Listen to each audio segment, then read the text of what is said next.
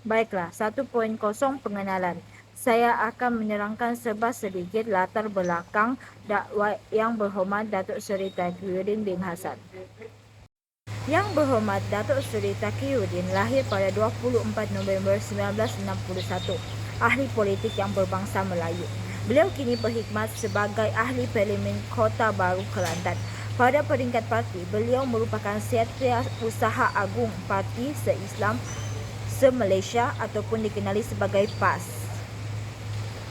Beliau sebelum ini berkhidmat sebagai ahli Parlimen sebagai ahli Kabinet Perdana Menteri Malaysia ke-8, Yang Berhormat Tan Sri Muhyiddin Yassin sebagai Menteri Jabatan Perdana Menteri Parlimen dan Undang-Undang, dan Perdana Menteri Malaysia yang ke-9 pula iaitu Yang Berhormat Datuk Seri Ismail Sabri sebagai Menteri Sumber Asli dan Tenaga Malaysia.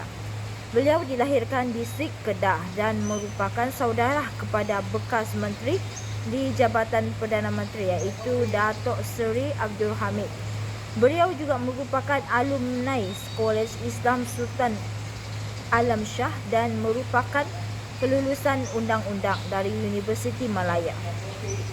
Beliau menjadi adun unut payung semenjak pilihan raya umum 1998 lagi. Pada 24 November 2009, beliau dilantik sebagai penolong setiausaha Agung PAS.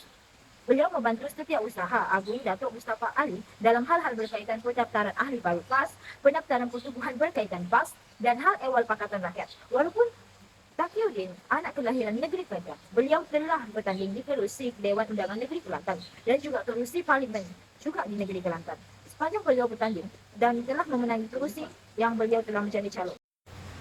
Baiklah, kita beralih kepada 2.0 rumusan. 2.1 Dokumen Perjanjian Persefahaman. Yang Berhormat Datuk Seri Taqiyuddin ingin dapat satu penjelasan daripada Yang Berhormat Tamun mengenai satu dokumen yang telah disebutkan oleh Yang Berhormat Ketua Pembangkang. Dokumen yang bernama Perjanjian Persefahaman atau lebih dikenali sebagai Kerajaan Gabungan ataupun Kerajaan Perpaduan Malaysia. Pada pandangan beliau, dokumen perjanjian persefahaman ini adalah perjanjian yang tidak berperlembagaan kerana dia merupakan satu pelanggaran kepada perlembagaan. 3 peruntukan dalam Perlembagaan Persekutuan Perkara 10 yang menyatakan mengenai freedom of speech ataupun kebebasan bercakap, berhimpun dan berpersekutuan telah dilanggar dalam perjanjian persefahaman ini. Kedua, perkara 63/2, tiada seorang pun boleh dikenakan apa-apa proseding dalam mana-mana mahkamah berkenaan dengan apa-apa jua, apa-apa undi yang diberikan olehnya. Semua mengambil bahagian dalam proseding di peringkat dasar dan juga peringkat jawatan kuasa. 2.2 pula adalah mempertingkat potensi ekonomi. Beliau telah mengusulkan penegasan 4 iaitu mempertingkat potensi ekonomi wilayah di bawah tajuk tumpuan 1 KSP RM ke-12 iaitu menuju negara berpendapatan tinggi. Di bawah item ini, kerajaan menyebut bahawa pembangunan wilayah yang lebih seimbang dan inklusif menjadi cita-cita ekonomi madani dan usaha akan dipertingkatkan untuk mengoptimalkan potensi ekonomi wilayah. Beliau percaya isu ketidakseimbangan pembangunan ekonomi antara wilayah adalah isu lapuk yang kita warisi sejak zaman penjajahan lagi, namun tidak pernah diatasi secara tuntas dan meyakinkan. Negeri dan wilayah yang dikategorikan sebagai miskin 50 tahun yang lalu nampaknya masih kekal miskin hari ini.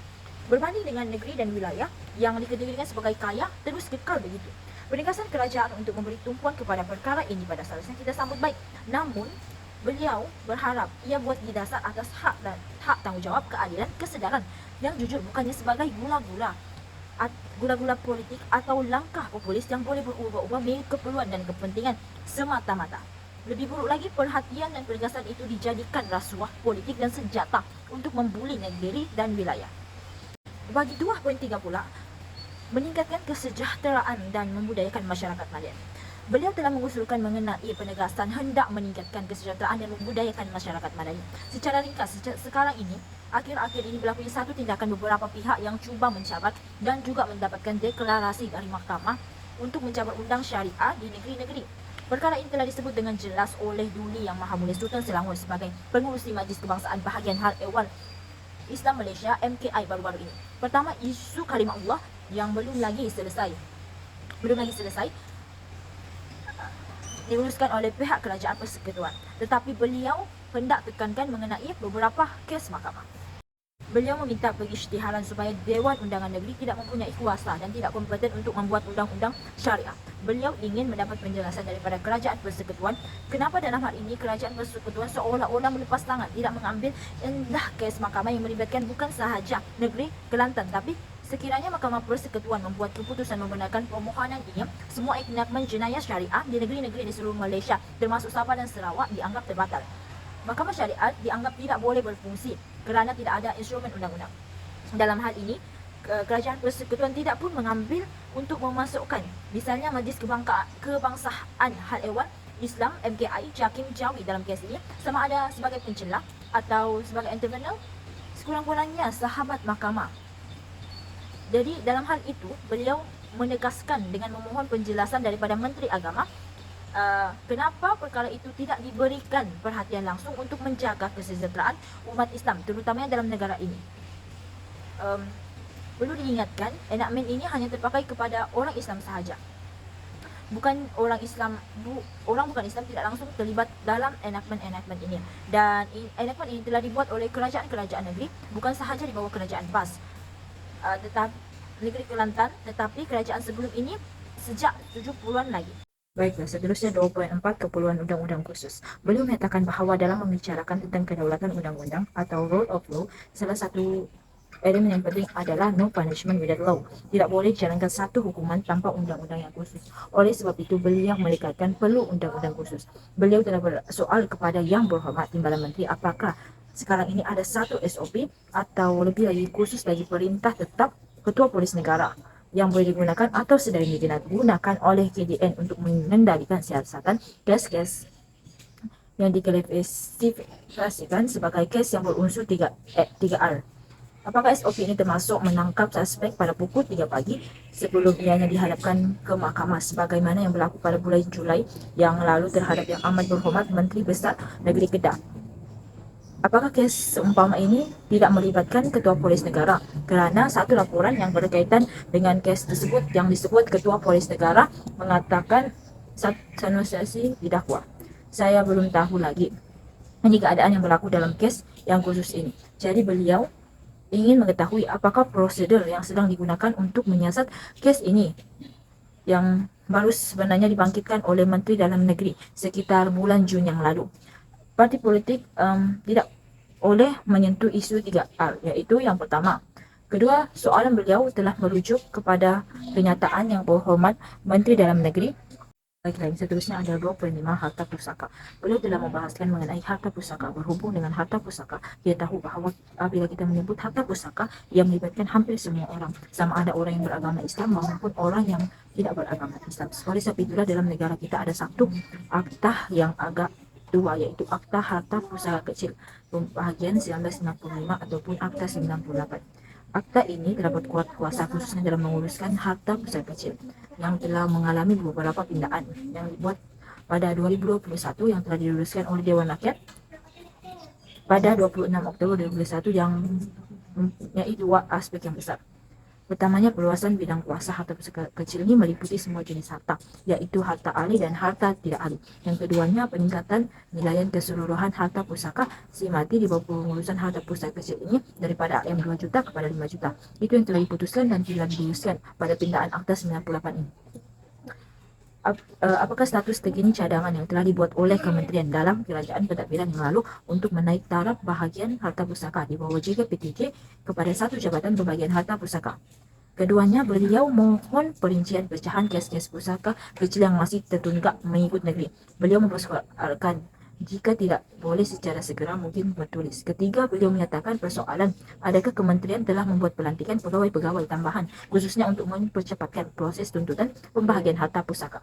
Akhir sekali beliau telah bertanya apakah langkah jangka pendek dan jangka panjang pembahagian harta pusaka ini yang semakin besar bidang kuasanya selaras dengan pindaan akta pada 2021.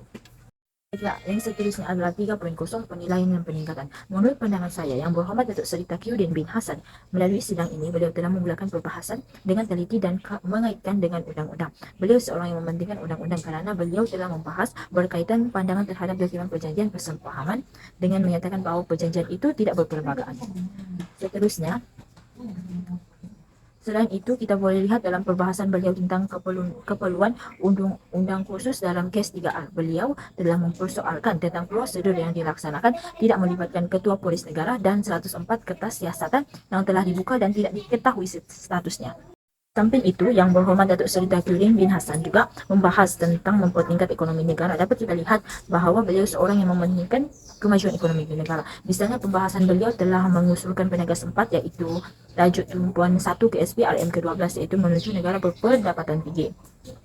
Di bawah item ini, kerajaan menyebut bahawa pembangunan wilayah yang lebih seimbang dan inklusif menjadi cita-cita ekonomi madani.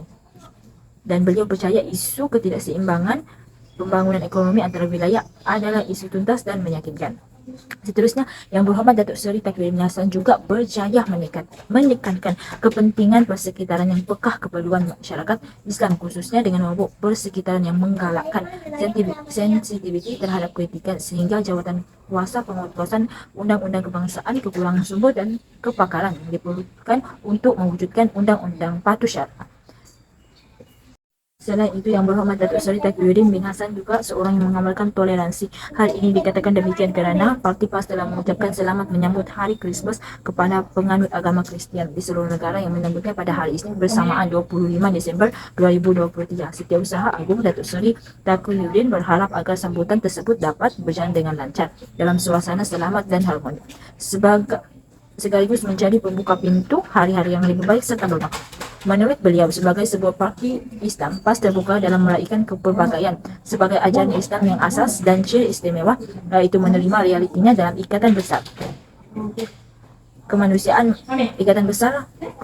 meliputi semua orang. Beliau jelas menekankan agar sifat toleransi terus disuburkan atas kesedaran bahawa kepelbagaian yang wujud merupakan khazanah berharga masyarakat Malaysia untuk menambah nilai dan kehidupan bersama. Seterusnya 4.0 cadangan. Pada pandangan saya, cadangan yang dapat dilaksanakan ialah menjaga kebajikan masyarakat. Hal ini katakan kerana beliau lantang dalam bahas sesuatu usul yang mengikut undang-undang, tapi beliau hendaklah memikirkan kebajikan masyarakat dan perhatian terhadap setiap keperluan rakyat. Cadangan saya yang kedua adalah Yang Berhormat Datuk Seri Taufiruddin bin Hassan perlulah menggunakan bahasa yang sopan ketika sedang berbahas dan mengeluarkan usul dalam dewan. Hal ini demikian kerana bahasa yang kasar akan menyebabkan keriuhan dalam dewan dan perbalahan antara satu sama yang lain. Misalnya, ketika beliau membahas tentang isu yang meningkatkan kesejahteraan dan memudahkan masyarakat madani, beliau telah bercakap dengan tidak sopan kerana telah mengejek ahli parlimen lain. Di samping itu, cadangan yang dapat dilaksanakan ialah bertindak balas terhadap kebimbangan awam. Hal ini dikatakan demikian kerana beliau hendaklah selalu melawat kawasan bahagian Kota Baru untuk mendengar keluhan rakyat dan dapat menyuarakan dalam dewan. Seterusnya, dapat dibahaskan dalam Dewan Rakyat. Secara langsung, kebimbangan ini dapat dipertimbangkan dalam pembuatan keputusan. Beliau hendaklah selalu memikirkan keperluan rakyat, memastikan hasrat dan ketidakpuashatian rakyat dapat ditangani. Oleh itu, cadangan ini dapat mewujudkan suasana yang positif, iaitu memupuk hubungan yang lebih mesra antara ahli Dewan Rakyat dengan masyarakat. Bukan itu sahaja, cadangan ini dapat melahirkan wakil rakyat Kota Baru yang responsif dan berwibawa. Selepas itu, cadangan saya ialah mengambil perhatian dalam masa suatu perbahasan untuk tidak lagi memancangkan mesyuarat ahli dewan dengan perbahasan yang tiada dalam topik semasa. Pemantauan masa terhadap persidangan dengan mengingatkan ahli parlimen tentang kepentingan mematuhi masa agar perbahasan berjalan dengan lancar dan efisien. Baiklah, kesimpulan yang dapat diambil daripada penulisan ini adalah Yang Berhormat Datuk Seri Taufiruddin, iaitu Yang Berhormat Kota Baru, merupakan ahli politik yang bergiat aktif dalam membahas isu yang penting dalam perbahasan Dewan Parlimen. Beliau telah membahas isu mempertingkat ekonomi negara, harta pusaka, keperluan undang-undang khusus dan pemberian persepahaman serta meningkatkan kesejahteraan dan membudayakan masyarakat madani. Hal ini jelas menunjukkan bahawa beliau pakar dalam menggunakan akta, terutamanya rujukan undang-undang dan menganalisis data dalam setiap pembahasan beliau. Dan itu juga terdapat beberapa cadangan yang boleh dilaksanakan, iaitu pemantauan masa persidangan dengan mengingatkan parlimen agar tidak memanjangkan lagi perbahasan dengan pergaduhan dan perbuatan mengejek-ngejek seperti kebudak-budakan. Bukan itu sahaja, setiap ahli dewan juga harus peka dengan keadaan masyarakat, iaitu menangani kebimbangan dan setiap perumatan. Oleh itu, melalui pendekatan ini saya telah mendapat pelbagai informasi berkenaan beliau serta mengambil tahu isu-isu yang telah diusulkan dalam perbahasan di parlimen. Sekian sahaja untuk video kali ini. Terima kasih.